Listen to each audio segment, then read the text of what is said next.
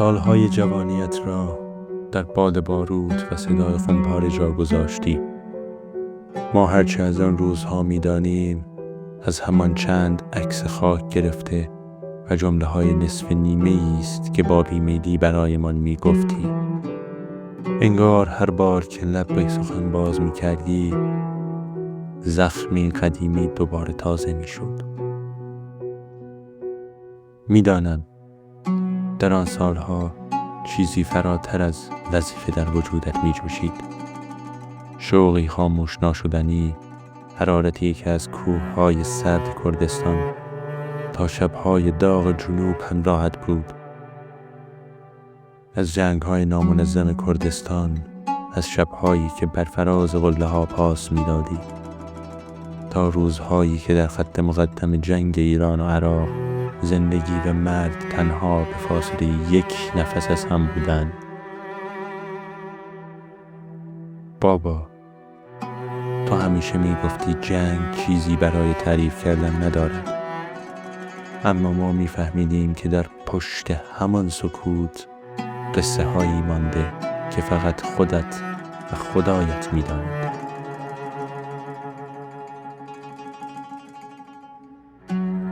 قصه هایی که بهایشان نه مدال بود و نه تشویق، بهایشان جوانیت بود، آرامشت بود و سالهایی که می توانستند رنگی دیگر داشته باشند. اما سالها که گذشت، بابا آرام آرام از دنیا برید. دیگر از هیچ کس انتظار نداشت، نه از ما، نه از رفقایی که هر کدامشان در گوشه ای از خاک خوابیده بودند، نه حتی از خودش. انگار همه بارهای سنگین جنگ یک جا روی شانه هایش نشست و خمیدگیش فقط حاصل گذر عمر نبود، حاصل آن سالها.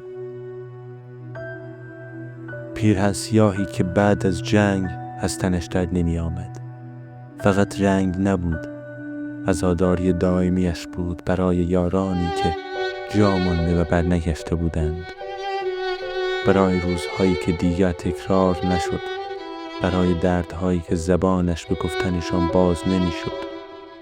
آن پیراهن سیاه پرچم سوگ خاموشش بود، سوگی که حتی وقتی میخندید هم از پشت چشمهایش پیدا بود.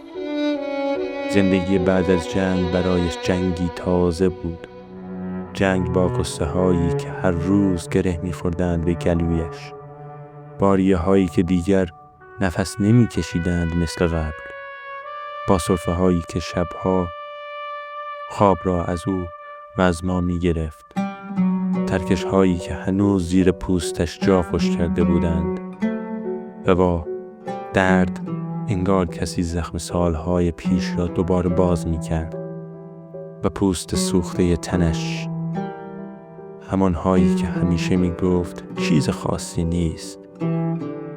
حال آنکه ما می دیدیم چقدر عمیق‌تر ظاهرشان زخمیش کردند. بابا با همان ریه‌های شیمیایی، با همان سینه آتش گرفته ما را تنها گذاشت، نه از بیمیلی، نه از خستگی، از آنکه دیگر جانش توان مقاومت نداشت. رفت و آرام گرفت، رفت و به یاران شهیدش پیوست، به همانهایی که سالها هر شب در خواب صدایشان می کرد. رفت جایی که شاید دیگر درد نیست، سرفه نیست، تیر و ترکش نیست. بابا برای ما افتخار آفرید و جاودانه شد.